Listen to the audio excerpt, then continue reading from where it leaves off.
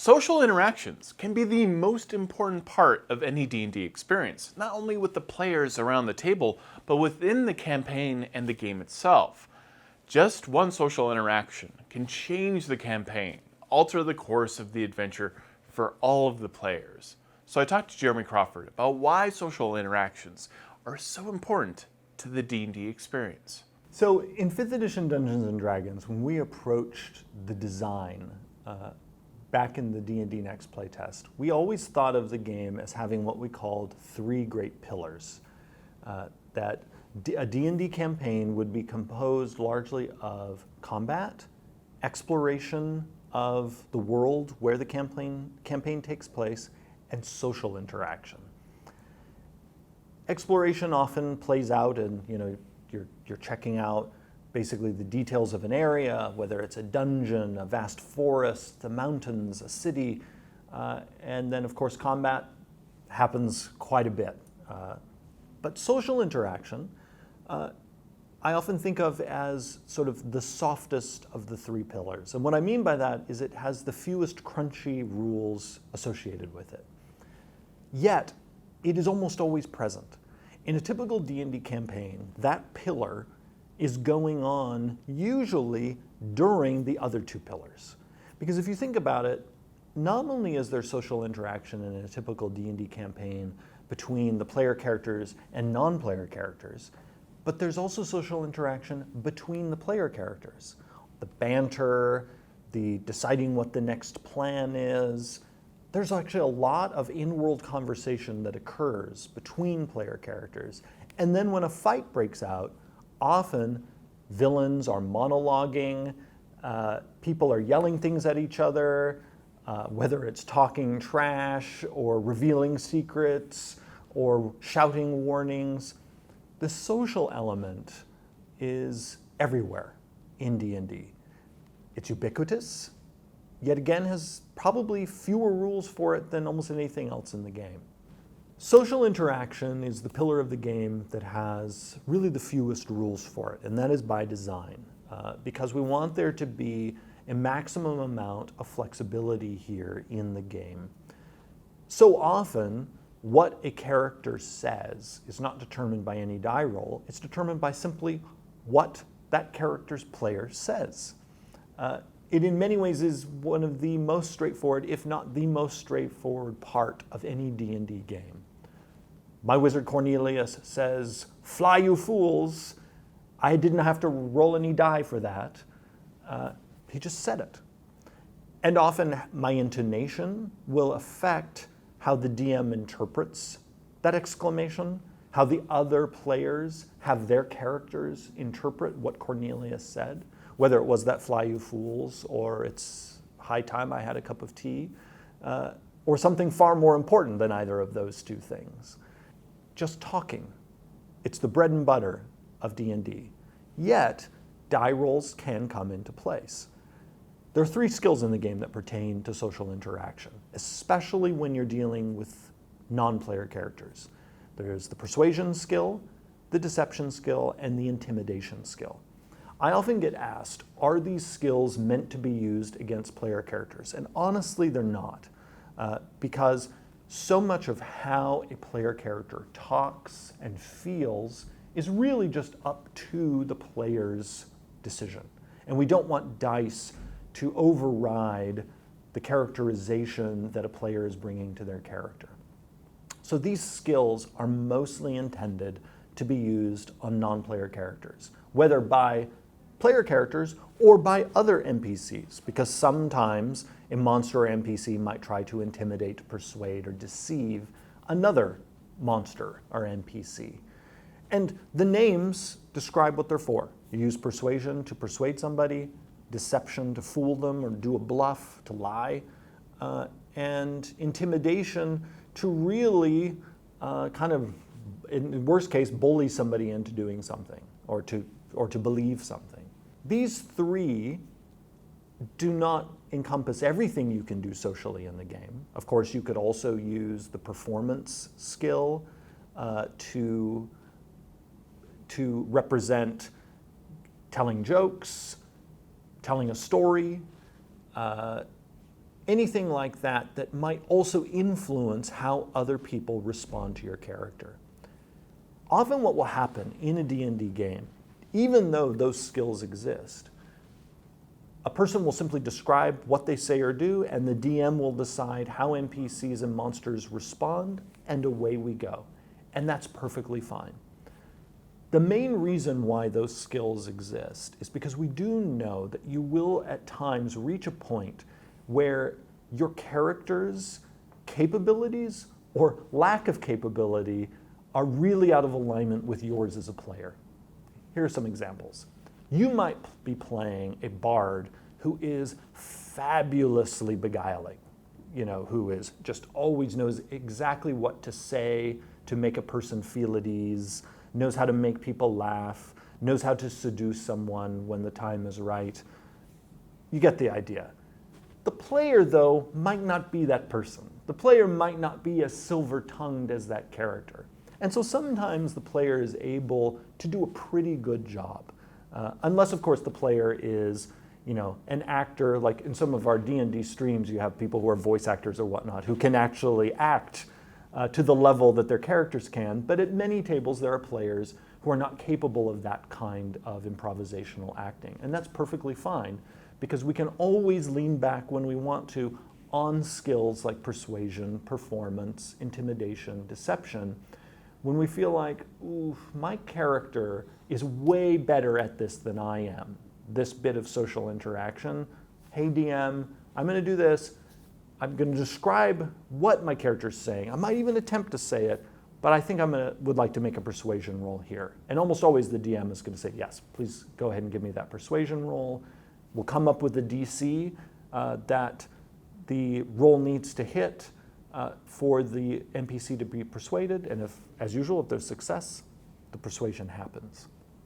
The Dungeon Master's Guide does include some rules for social interaction, really as an option that you can use to see how influential you are on NPCs.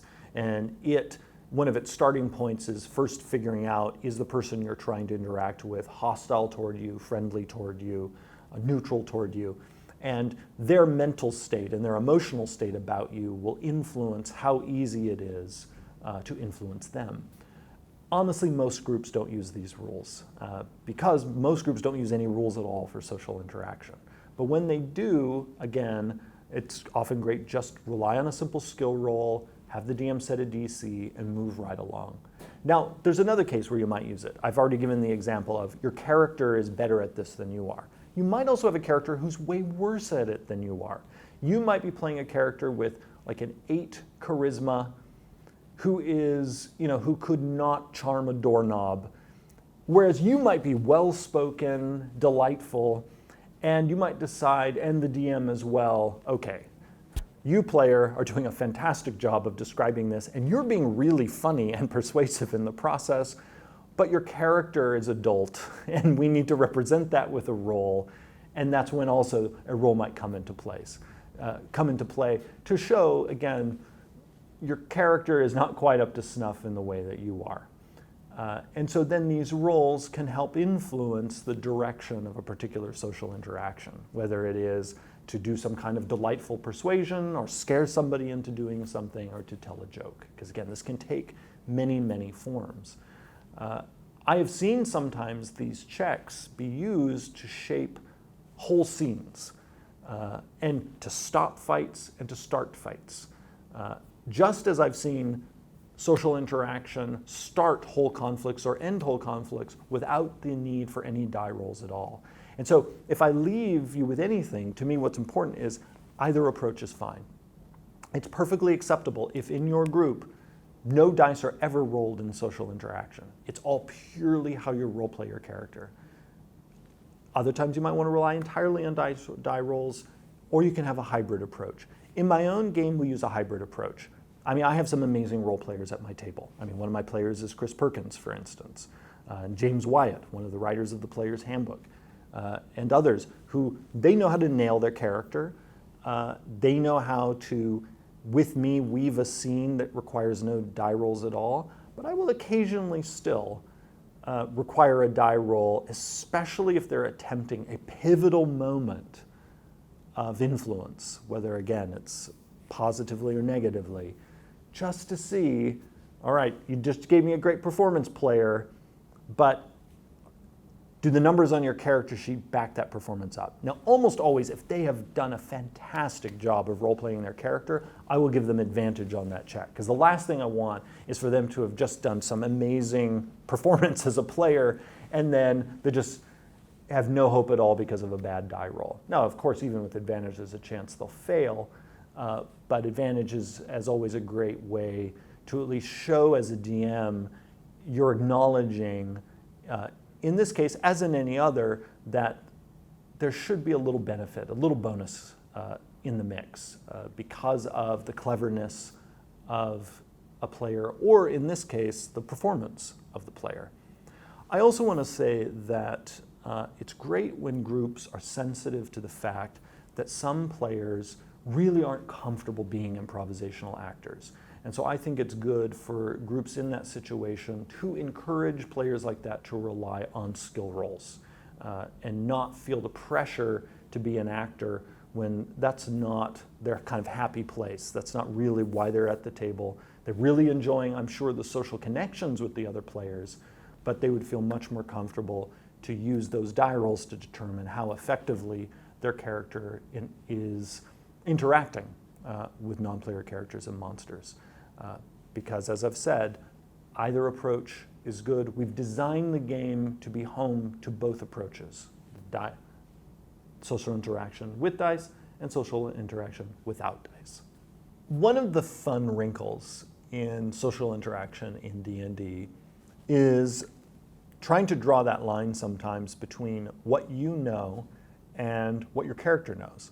Now, this doesn't just affect social interaction. This can also affect the decisions you make in exploration and the decisions you make in combat. But we're focusing now on social interaction. Sometimes your character will not know things that you know as a player and vice versa. Sometimes characters at the table will lie to each other, and the players and the DM will know it's a lie, but a part of kind of the social contract of D&D is playing along with that ruse. And so to me, that's also a fun part of the collective storytelling of D&D, is everyone kind of having, suspending their disbelief about what is known and what is unknown, and also sometimes coming up with creative ways to incorporate metagame knowledge in a way that feels authentic in world. Often metagame knowledge gets demonized, and I really think often in a D&D game, there's no problem with metagame knowledge as long as it's incorporated into a social scene or another type of scene in a way that feels authentic. And I often get a lot of amusement out of seeing players coming up with creative ways for how it is their player somehow knows their character knows this information that it's like, really? How did they know this? But if the player comes up with a creative enough reason for how they know this thing that they can now use in, a bit of information they can now use in a social interaction scene, I'm almost never going to say, oh, no, you can't do that. Your character wouldn't know that. For me, it's so often about the tale we're weaving together. And the way we can amuse each other, sometimes with absurdities. Because if we pause, if we're sort of a fly on the wall of our own D&D games, we would realize how many absurdities there really are sometimes that come up in a D&D game. And that's a part of the fun, of then taking those weird bits and weaving them together into a satisfying story. Thank you, Jeremy Crawford, for being on D&D Beyond and talking to us about social interactions within the D&D universe. I'm Todd Kenrick. Thank you for watching.